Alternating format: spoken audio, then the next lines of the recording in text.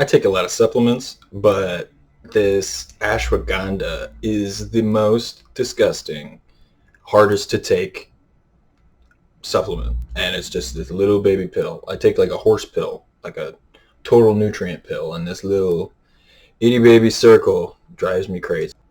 Hey, planet Earth. Untamed Druid again. Good to see y'all, and thanks for stopping. So for this fifth video, I wanted to bring things home a little bit. This is the fifth video. We're still going to talk about numerology, so we're going to talk about the significance of five, but the significance of five specifically is human life. So let's see. So without adding any complexity, as far as the fifth element goes, you could say it is the result of the combination of the four. So the presence of the four allows the fifth to exist, and that would be more of a scientific perspective if you're going to scientific numerology. But or you could say the fifth element is what causes the four to gather around. So, and the fifth is being the highest intent of those four more base elements. So, yeah, there's two different ways of looking at it, and how I like to do it, because five is a prime number. You're really breaking it down into, you're either a 1 and 4 type of five or type of person, or a 2-3 type of person, and that's just really falling under a, not necessarily monotheistic, because that implies religion, so not necessarily religious, but just more of a singular acceptance of the world, and not this but not that, like not exclusionary. And by being non-exclusionary, you have access to the realm of the four elements. And then if you're a 2-3, that's more, you're participating in dualism. And because of that, you're kind of trapped in the three dimensions that we exist in. So, that if you want to say there's two types of people, based on numerology, I guess you could say there's four if you're trying to flip around 3-2 and a 4-1, but that's a little more in depth for now. How I like to think of it is the cross is a perfect example. There's any old cross, just a, let me. So it's your cross, and the section where the fingers are meeting, that is what represents the fifth element. So, and the cross is also kind of said to represent, like a human body. So, you got your arms, and then your head to toes is the up and down of the cross, and then where your body combines at that center point, which is your heart. In metaphorically, you could think of it as your spirit, or you can take that wherever you want to, but really just the idea of the coming together of two worlds, which is represented by the four, because there's obviously base matter, and then something outside of the base matter that activates the base matter, because matter doesn't just do stuff. So it needs invisible energy to activate the visible energy. And we humans are the only things that we know of that are able to have awareness of the interactions of psychic, whatever, energies and physical energies. You could say physical energies are psychic too, but topic for a different time. And so I like to think of man, or people, humans, I say man, but definitely women too, as the rulers of nature. because we physically exist and we interact with nature and we're from nature. I believe, strongly a evolution plus creation narrative. So I really like to take the idea of, we did evolve, but also that the process of existence is a proof of God. So I think that God can definitely work through evolution if he wanted to. I don't think that's outside of something that an omnipotent, all-powerful God could do if they would like to. But then, there's also lots of different questions. So we don't really have to necessarily be religious about it.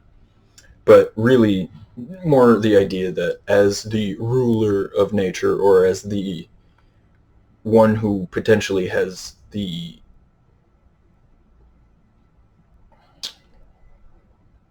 ability, potentially, to control nature or to direct nature. Because of that, I would say that man is complete in nature. The more time you're spending in nature, the more time you know who you are, you know what you're supposed to be doing, because it just frees your mind. And once we as individual humans are interacting with other humans, different processes go on in our minds that are really hard to talk about, because it kind of makes it seem like other people are bad, or other people are causing your thought patterns to behave differently. um, and that's just kind of a misconstruction of you behaving differently because of social anxiety. So yeah, there's lots of different avenues with this, but basically what I'm saying is, out of nature, so in man-made cities, which again sort of implies, that other people are the problem, but really understanding that other people don't influence you as much as you might think. Once you accept that, it kind of gets rid of the screw other people aspects of what I'm talking about, because that is a huge huge issue. Nihilism is real, and basically for numerology, in my mind, you get onto numerology by falling into nihilism, and then you get out of nihilism by understanding that you create the importance. So it's like nothing is inherently, important or special or whatever, but the idea or ability to experience something as being special comes from you. So it's not something outside of you convincing you that something's special. It's you allowing what you're experiencing to be special. So it's again really that opening up yourself to allow what you're experiencing to happen to you, regardless of if you like it or not. Because really, when you're thinking of yourself, which is where I'd really like to talk about, when you think of yourself, what you're thinking of is an idea. So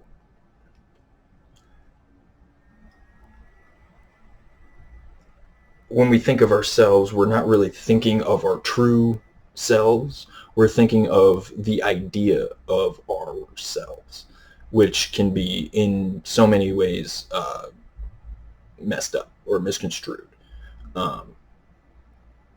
Because we're talking about ideas about ideas about ideas, and who knows where we got our fundamental understanding of whatever we're talking about. So yeah, really thinking about yourself, it just falls under one of those classic Taoist mentalities of, letting things go and letting things come to you, and not really drowning anything in your vicious grip. And that's specifically what we do not do in these big city situations. You know, when we're interacting with a lot of people in a fast-paced environment, we are not in nature. We are not taking time for ourselves. We're not calming our minds necessarily. I mean, you can, but you know, and then even if you live in the city and you're like, well, I practice yoga, you know, and I go to this yoga studio and I'm with all these other people, and it's like, well, you know, again, you're not with nature because you're sticking yourself into a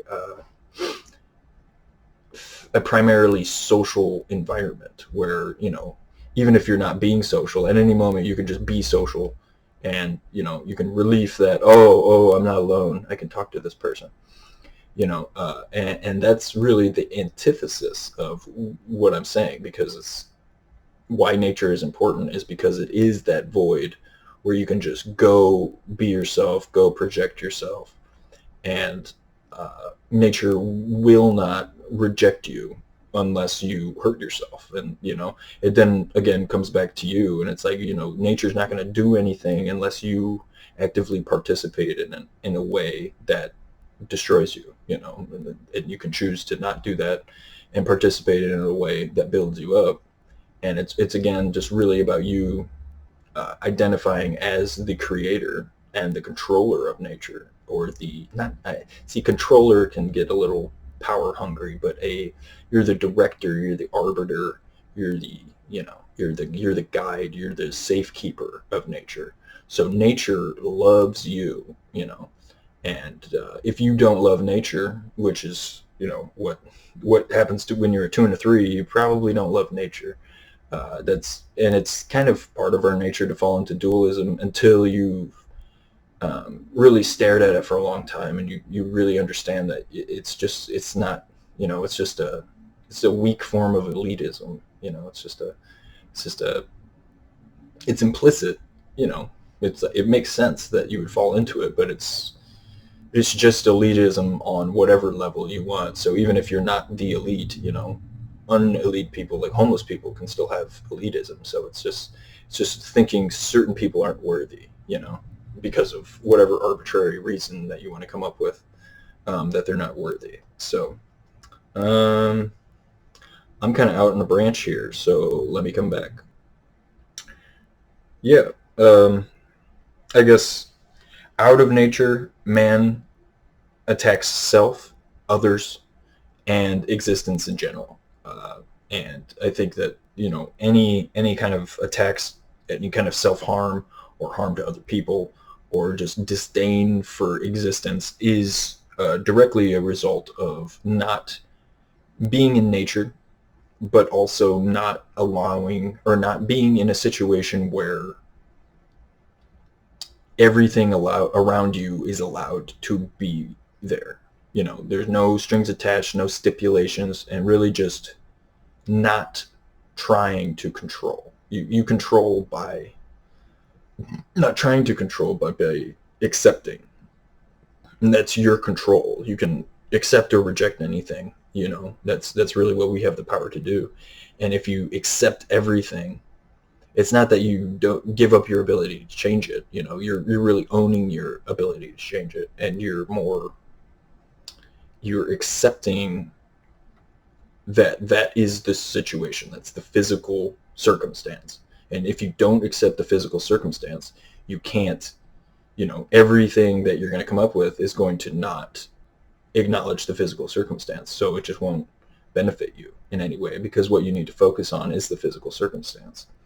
So, yeah. And so, this video being on humans, I really, you know, value nature. I really value life and being alive, being able to talk with you guys, and you guys and gals, or them theys, or zers, or, you know, whoever's watching this video. I truly appreciate you. And you know, to me, that's a result of me. I'm always in nature. You know, I always am spending time kind of away from people, and that really pulls me towards people. It's kind of counterintuitive, but the time I spend alone is what makes me value, really truly value the interactions that I have with people. So, I think that we collectively, as humans, as society, whatever words you want to use, I think we, I think we need to consciously and collectively change our intent slash actions, the actions that we take, or the intent we have towards our actions. And it's like, oh yeah, everybody needs to just change. Yeah, good one. But I this is why I always talk about numerology. I think that by including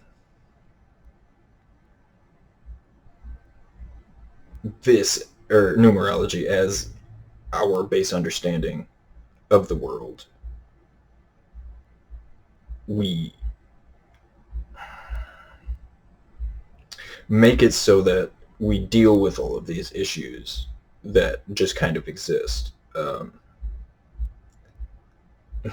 Because right now our base understanding of the world is, the world's a scary place, and you could get hurt at any time. So you just need to be as safe and comfortable as possible, as often as possible. And if the government says jump, you jump, and that's about it. And there's other levels of other understanding. You can be a scientist, you can be whoever you are, and you have your own personal understanding of the world. And that's just a further example of the issue, because we all are running around with our own individual understandings of the world, even though it's all the exact same world. We're the same type of entity. We all experience the same emotions. Like some people don't experience emotions, but anger is anger is anger. It's not different because you got different anger than I do. It's so really changing the base, which is, to me, the base of our current world is the 2-3. We are observers trapped in this three-dimensional world, and there's good and bad, and we gotta fight our way through it, killing the bad ones and praising the good ones, and just victory, America. I think that it's super simple. It's very dogmatic, but I think that that's the basic state of existence for most people. Just being dogmatic and very for your country, for your the person in charge, and just trying to pick up scraps by just supporting whatever's going on.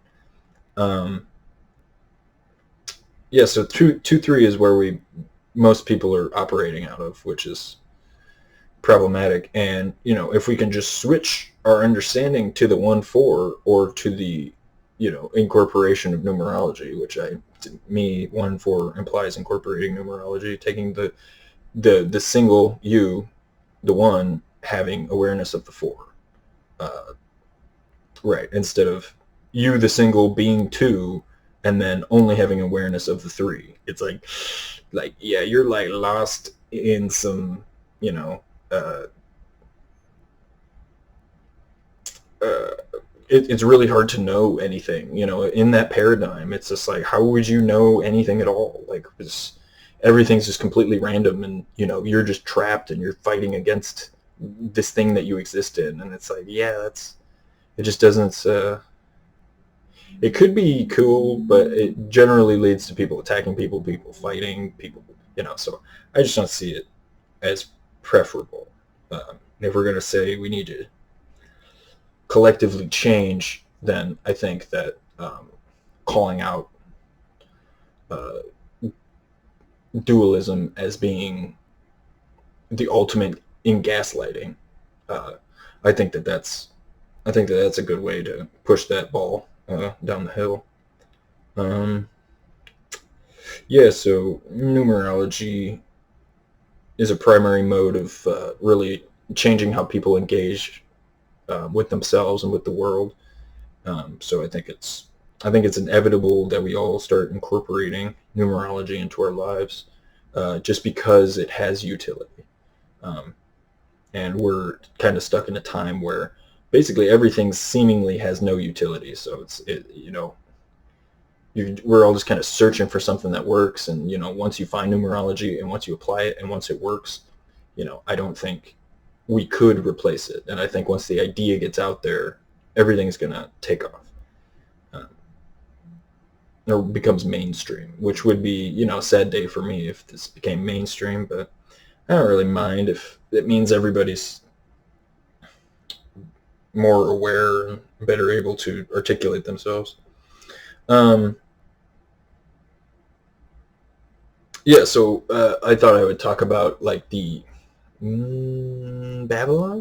Babylonian story of creation, where the Anunnaki, those who from heaven to earth came, uh, they were the basically alien, angels. Just depends on where you want to take it, or how you're viewing it. But apparently, it's basically like the movie Prometheus, where aliens come down and created this race that exists on this planet.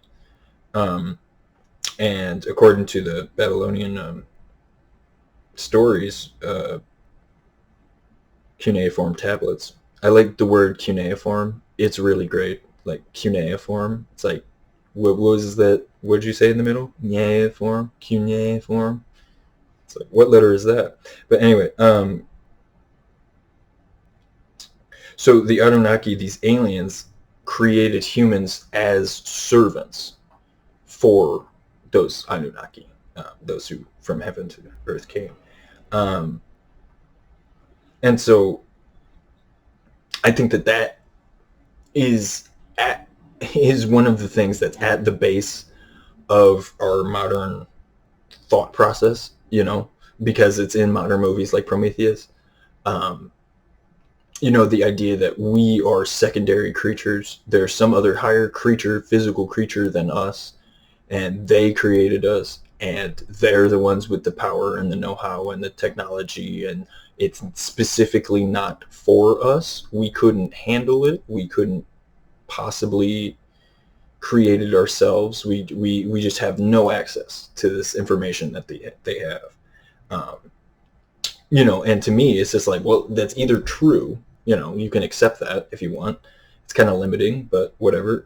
That's either true, or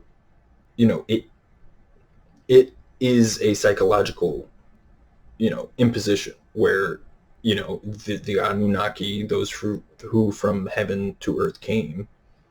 If you want to talk about it in psychology, heaven could be your mind. To earth means to bring thoughts into reality. Those who brings thoughts into reality created this false paradigm that we all exist in, and those who created the false paradigm set up individuals with the idea that they were worthless, they were nothing, they were nothing but slaves, and they were allowed to exist because of these Anunnaki. So, you can take it as literally there's aliens that created humans and we're all just supposed to be slaves, and, you can take it that way. But then good luck justifying people not harming each other, because it's just like, well, we're just slaves and there's aliens, and like, it's like you get lost in this again, we're just in this random situation, and it's like there's so much miscellaneous information that it's like hard to not be misled.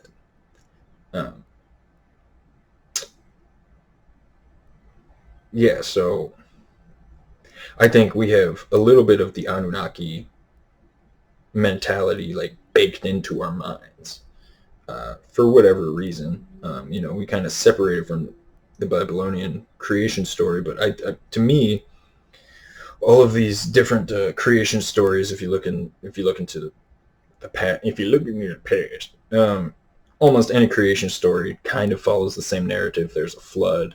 The interesting thing about the Babylonian one compared to just the the Christian or even the Jewish Bible is that the Anunnakis or the Babylonians tell basically the same story as these other Bibles, or the Christian and Jewish Bible, but they reveal, and it's like interesting because it's like, well, who wrote which one first? Because they like reveal different relations that are going on in the Christian Bible. The parts that are kind of like, well, none of this makes any sense in the Christian Bible or the Jewish Bible. They like flesh those out in the Babylonian one. So it's like, whoever came first, if the Babylonian one came first, it's just ground shattering, and I'm pretty sure it did, so um, yeah, and these are just part of the list of historical facts and figures that people that are teachers, they're paid to be in these positions. They know more than people that aren't teachers, that aren't professors, that aren't doctors. These are tip top people, and like tip top people won't even look at this stuff because, again, completely it's base altering. So I think there's evidence that this stuff is currently happening. Our paradigm, how we look at the world, is definitely shifting. So yeah, and then Zachariah Sitchin and oh Hancock, Graham Hancock. They're both really interesting to look into. Zechariah Sitchin specifically for the Anunnaki, and then uh, Graham Hancock is more. He's just a writer, I'm pretty sure, but he's definitely on the Atlantis train too. So and he talks about Babylon and everything. So those guys have a lot more facts and figures. And then again, Michael Sarian will talk about the Anunnaki and the overlayings of all of the seemingly different cultures and how they're essentially the same. He's pointing them to Aryan origins, but Aryan not meaning white people are better than everyone. Aryan meaning priest class, and there was a giant single world government, which was really not a government. It was just a giant single world church, and it was kind of self-promoting and everything. And then there's a deviation from that. So I'm not throwing a lot of information out here, but yeah, there's lots to dig up with the Anunnaki. So just in relation to us being humans, there's these beings that from heaven to earth came, and they're saying that we are their slaves. So you can either accept that and accept it, or you can say, well, hey, now, I might not be better than you, but I don't think I'm gonna just be your slave. So I think that that's slight enough of a base adjustment that we can. I think anybody would be able to do it. If you have any self-respect at all, you'd be able to stand up for yourself and not be someone's slave. Um, anyway, um,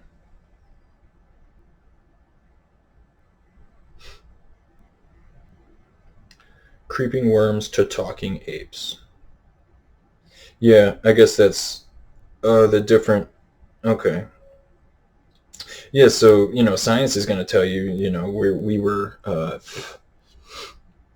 we all came from amoebas that existed in the water, and the millions of billions of years ago, million billions of years ago, and this water got hit with electricity or something. It was full of the right elements, and it just all began to interact and began to live, and so we all crawled out of the water, as whatever, these nematodes or whatever, and we're basically related to everything that exists previous to us, like, so there's an ancestor that connects humans to chimps, if we want to go there. And so that ancestor is both human and chimp, right? So you could say that about that thing's ancestors, that thing's ancestors, that thing's ancestors. So eventually you get down to the point of just like worms in the ocean, and you could say that's a human, through regression, so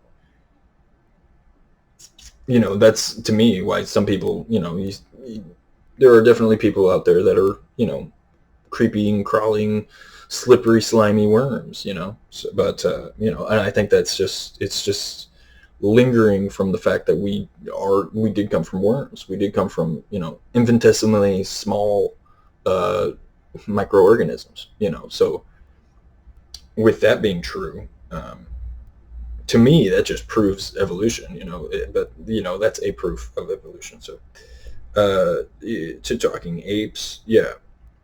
Mm, oh, basically, regardless of what you think about humans, if you have a more religious take, if we're made by aliens, if God created us and, we're special, all of these things basically can be combined into a human gumbo or a human stew, not with actual human body parts or pieces in the stew, but more, these are all opinions that exist on Earth at the exact same time by creatures that are all related. So we can't just alienate people. We can't just say, no, you're 110% wrong because I disagree with you. We got to stop doing stuff like that. And if we don't, we are the biggest threat on the Earth.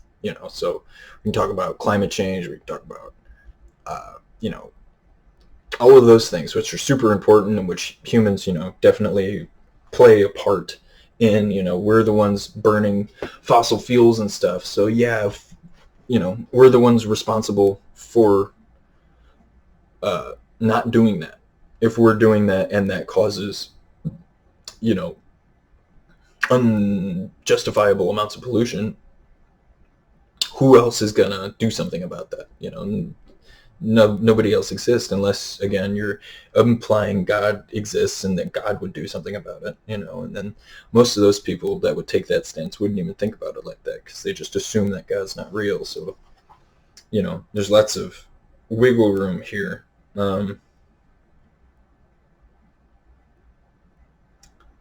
But yeah, not realigning our thoughts and realigning our intention with just being life promoting. Instead of being this life is a prison, and you just gotta, take everything super personally, and you gotta respond super emotionally as fast as possible, and you have to think, as little as possible. All of those seeming virtues in society now um, are all manifestations of the 2-3 uh, mindset. And I think we threaten the earth because we think that it's something other than us. We think of ourselves as something other than a manifestation of the life that sustains everything. We think of ourselves as, something that's not related to anything and can't know anything about anything. And, it's just so self-limiting. And to me, it seems self-limiting so that you don't have to take responsibility for anything. And it's just like the easiest explanation. But yeah. Hmm. And I mentioned climate action. We're burning down the rainforest. Like, I understand. Here's the thing. I understand that Brazilians have to eat, right? So I generally have kind of a human-centered understanding of climate change or climate change action, in that we need to take action, of course, but we can't just do things like pull the plug on gas and oil. The rest of the world is not going to do that, right? And if doing that shuts down our energy sector, no, none of those people have jobs. We're not guaranteeing those people different jobs. It's so selfish to think that we can just displace all of these different people and, oh, well, it's not my fault. You should just not use, gas and carbon and all of this stuff. And, if you, again, look into the science, people, I'm not a climate change denier. Obviously, climate is, we're experiencing very bizarre weather patterns, for most of my life, compared to previous weather patterns. But, you know, it, anything, like any plant person, anyone that knows anything about plants knows that plants use carbon dioxide to grow huge. So putting more carbon dioxide into the atmosphere is literally what people do to create large plants. If they want large tomatoes, or if they want better, pot plants or something, you can buy boxes of CO2 and put them where you're growing the plants, because it makes the plants grow bigger, because that's the plant's oxygen. Plants breathe in oxygen and breathe out, or no, plants breathe in carbon dioxide and breathe out oxygen, and then we do the exact opposite, and that's why plants are so important. So when we're talking about, carbon emissions, it's just like, well, that's actually not bad, and it's making everything grow faster because it's carbon, so it's like, again, it's just science having a hold where they shouldn't have a hold, because it's just like, they're just really, to me, it's blatantly obvious. It's a manipulation. We can have a conversation about it, but it's just really hard for a lot of people to accept that there's such a level of deception going on at high levels. There's people at the tip top of the tip top that are saying things that are factually incorrect. And, as people, as animals that believe in hierarchy and use hierarchy to arrange everything that we deal with, to see the people at the top of the hierarchy just either not knowing anything or lying to people, it's really confusing, because it's just like, well, why would we not, why would we tolerate being told what to do? And like, you can see lots of people thinking the same thing at the same time. And to me, that's the role of those, the capital insurrection, the most deadly. So my grandfather was at Pearl Harbor, right? My grandfather was at Pearl Harbor in the 40s, 1940s. My other grandfather went to North Africa, but so my grandfather's in Pearl Harbor. He's in the instant, and then hearing on the news that people using their citizens' rights to overtake the building to stop something that they, violence isn't necessary, shouldn't be allowed.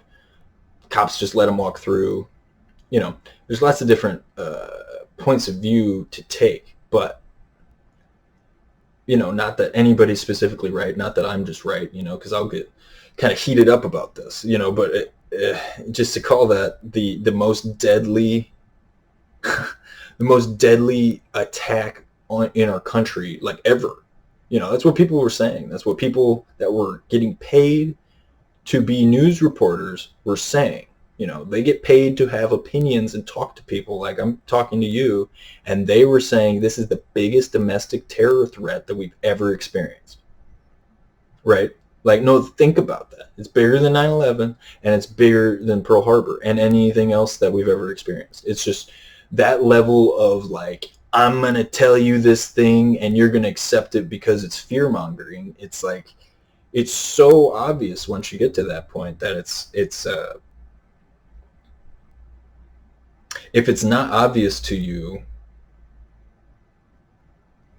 or if it's not obvious to, because it's hard to notice if something's not obvious to you, but if something's not obvious to your friend, or somebody I think, the best thing, maybe not introduce them to my videos, because you can prattle on a little bit, but just introducing them to the concept of numerology, and introducing, friends, family, neighbors to the idea of dismissing the importance of things, and remembering that we're all in the same situation, just as often as possible. It doesn't matter if you get what you want. It doesn't matter, it just doesn't, even if you do get what you want, it doesn't matter, and that's what sucks. And that's why people try so hard to get things, and then once you get it, you're like, shit, who cares? damn, like who cares that I have this now? And it's like, yeah, and if you don't, then, if somebody's tricking you into doing something for them and you think it's what you want to do, and then you do it and you're like, oh shit, I don't align with this at all, and that other person just got what they wanted from you, and now they're just running off and they don't care what happens to you. It just happens all too often. So, you know, fuck that. um, oh, and talking about changing our outlook as humans. Just focusing on things like organic foods. I talk about supplements. I take supplements all the time. Really uh, taking care of your body as a human, because your body is what allows you to be here. So if you didn't have a body, you would either not be here or you wouldn't be able to interact in a way that means anything to anybody. So your body is your temple. It is your temple. It's not anybody else's. So you can do whatever you want to your temple, but understand that what you do to your temple affects you. So if you neglect your body, you're neglecting yourself.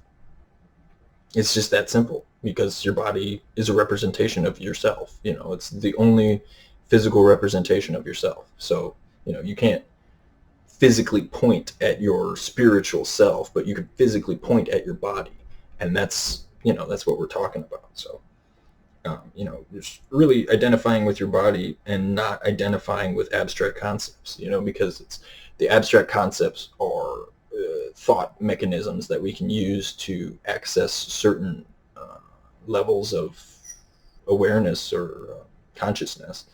But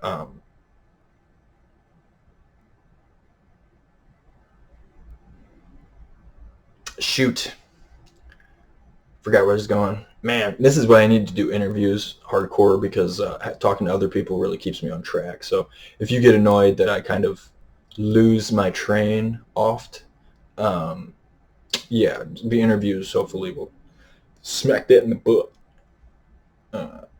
Anyway,